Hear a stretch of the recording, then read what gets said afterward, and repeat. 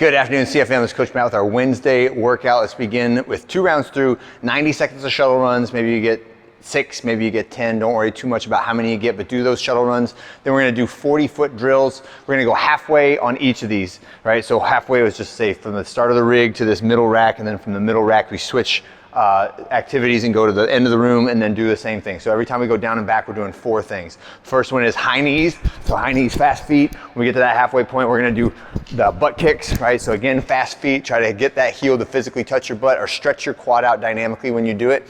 The next one is on the way back, a 3-step scoop. So I'm gonna do stagger stance, scoop, 1, 2, scoop, 1, 2, scoop, and the next one is a hip cradle, right? Your coach's challenge on that last one is just do them quick, right? So we go a 3-step scoop with a little bit of speed. So I go scoop, 1, 2, scoop, 1, 2, scoop, 1, 2, scoop. And on the hip cradle, we call them cradle hops or cradle pops. So I go pop, pop, pop, pop, pop, right? So it's just a little rhythm to it.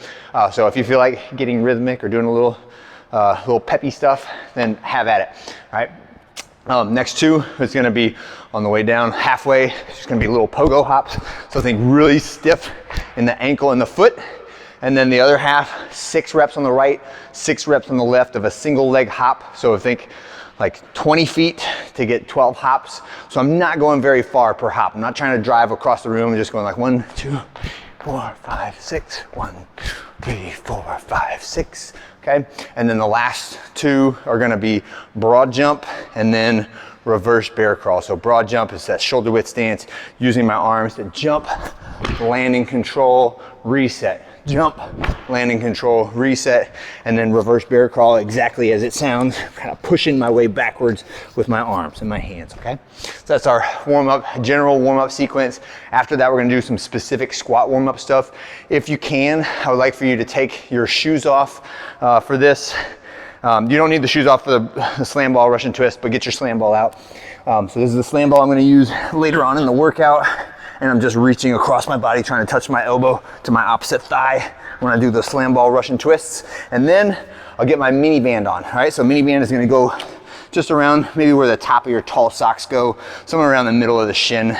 Not down at your ankles, not down at your knees. And then I'll have my goblet squat. So this is a lightweight, just enough to help me counterbalance at the bottom. And what I want you to do on this, we're gonna do 4 reps of a quarter ascent and hold, and then back down. And the goal is that I'm pushing out against the tension of that band, rooting my feet into the ground or corkscrewing my feet into the ground and keeping the knee in line with the toe the whole time, or the big toe or the instep of my foot. So I'm going all the way down, and then I'm gonna go up just slightly above parallel, 1, 1,000, 2, 1,000, tension, keep it, hold it, back down.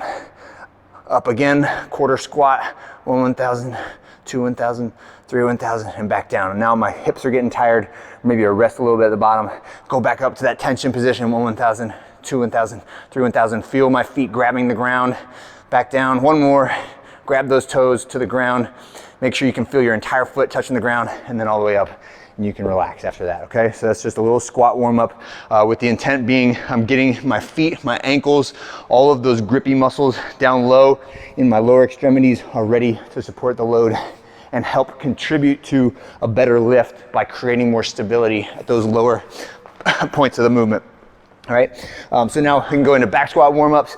This is the week before testing week, so we're going up to heavy doubles, but they are not threshold doubles, right? So this actually is backed off just a little bit to create a little bit of a taper effect in our strength training, right? So we're going up, the heaviest we're doing is 2 reps at 90%, which is about a 5% decrease in what we would normally do if we were doing a threshold set, and with the intent being that we're recovering ourselves a little bit and that I'm gonna leave you fresh for next week when we do our testing on our back squats, all right?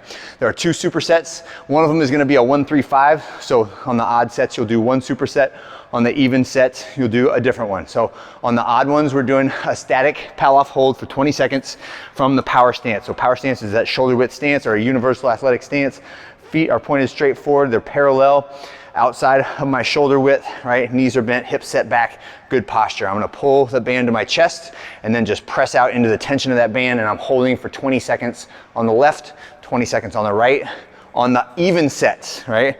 I'm gonna take that band and slide it down lower somewhere. It doesn't have to be at the bottom, but it can be down much lower, where like maybe at my knee height when I'm gripping it there. And I'm gonna take this stagger stance, right, where my outside foot is behind my inside foot. And with the point being that I'm gonna rotate when I do this, and I wanna be in a balanced stance when both my feet rotate 90 degrees, right? So I'm taking that band and I'm gonna go up and across my body, and then back down to that starting position. Up and across my body, right? So this is band wood choppers, making sure that my head is kind of following my shoulders and my torso when I move, right? So don't make it just be my arms moving, that is more shoulders. When I make my head and my torso follow, I'll get a lot more core on those obliques and serratus anterior out of that exercise. After we finish all this, we have 2 things to complete. One is some extra credit, and the other is our high intensity intervals. I gotta bring all this stuff up to make sure I remember it all. All right, so this is where you can make some decisions, right? Would I like to do this extra credit work on some joint resilience in my shoulders, some upper body hypertrophy or toning work for the muscles in the arms and shoulders? Or would I rather do a little bit of interval work, or do I want to kind of blend them together, right? So a lot of times we want to get that intensity work in, but we don't want to sacrifice our hypertrophy work or the toning and the joint stuff that we know we need to do, right? But you won't have time for all of it. So if you want to do like 2 rounds of the interval or 1 round of the interval and really get some high intensity up, and then back it off and do your extra credit, that'd be fine. Or if you want to prioritize the extra credit, and then if you have time left over, maybe knock out an interval. It's really fast to do it. So either way, you just look at what you got out there and what you want to get out of today, what your overall goals are, and then align your workout with what your goals are for the long term. All right, so the interval work is 3 rounds through, and we're just doing max total reps, and it's all on a 40 seconds of work, 20 seconds of rest interval. So you'll have 40 seconds to get as many reps of these exercises as you can, then 20 seconds to rest and switch and be ready for the next one. All right, and we're rotating every minute on the minute just like that. So the first one is a side shuffle, right? So we're gonna start, and the extent is like, I want one hand touching the rig. I want your feet pointed perpendicular to the direction of your movement. I want you to try to stay low and move those feet laterally. So I go to the other side, tag the rig, back to this side, tag the rig. At 40 seconds, I'm done. Stop and rest. The next one is our rotary slam ball. So rotary slam ball, think just like a big windmill with your arms when you do the slam ball. So we're doing a little bit lighter, so 15s and 20s are the prescribed weight for this movement, but I'm making as big of a circle as I can and slamming it on the outside of the opposite foot. So if I start off to the left, I'm gonna go windmill, slam on the right, and then I'm hopping over the ball, windmill, slam on the left, hop over the ball. Try to have it land and stop, right? So there are ways that you can make this, like if I put a little extra twist on it and I do that, it'll run away from me, and then I gotta chase it down every rep. Try to make it just land and dead drop right there to help you get more reps, get more intensity out of that workout. And then burpees, naturally, is my last one. So 40 seconds, as many burpees as you can get, and we're doing that for 3 rounds, and you'll get a minute and 20 seconds rest in between each round. The extra credit, there's a lot of stuff on here that I would have to set up and demo, so I'm not gonna go over it too much, except for the ones that are a little bit tricky, right? So I'm gonna set those up now. The front to back kick through is a gymnastic exercise for the shoulders and the core. The lower you go, the lower your objects are when you set this up, the more challenging it is, and the higher you go, the easier it is, okay? So you'll have these 2 either benches or boxes, and you just need them set up far enough apart that your feet can move in between them and that you can brace your hands, right? So we're gonna start off with our feet in front. I'm gonna pick my feet up and kick to this plank position in the back. Feet up, feet forward, feet up, feet back, feet up, feet forward, right? And we're just cycling back and forth between those 2 positions for 8 reps. The next one is a push-up to a Spider-Man step. So exactly what it sounds like, push-up, Spider-Man step, Spider-Man step, right? So there's 5 reps of that. Next one is a shoulder rotator cuff exercise that has some holds on it, right? So we're gonna do 10 2-second holds in each of these positions, a T, a W, and then a W rotate, and then an angel, right? So each set through, we're gonna be face down, and the coach's challenge on this is to have like a plate in each hand. So the T is like this. I'm just gonna go squeeze, 1, 2, down, squeeze, 1, 2, down. Next one is W, right? So we're gonna do raise the whole arm, squeeze, 1, 2, down. Squeeze, 1, 2, down.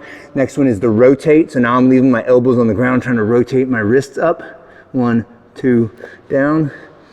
Squeeze, 1, 2, down. And then the last one is our angels. So we go from palms facing up. As I get to about 90 degrees, palms go to facing down as far overhead as I can get, and then back down the other way. As I get to 90 degrees, palms go up, right? And now I'm trying not to let my hands ever touch the ground when I do those angels. And this should be one continuous set, 10 reps with each exercise, and your shoulders should be really smoking by the time you finish it. If you need more on this, grab a tiny pair of plates, like a 1 pound plate, 2.5 pound plate, etc. Next two are very simple. There are dumbbell hammer curl drop sets. So shoot for 30 reps, 2 drops, 3 sets of weight. And the other one is our dumbbell pullover. If you need extra instruction on those, the coaches can help you out with that. As always on the extra credit, like feel free to mix and match, add something that you don't have in there or that you want, or take out something that is like not appropriate for you, okay? That's it for Wednesday. I'll see you guys on Thursday.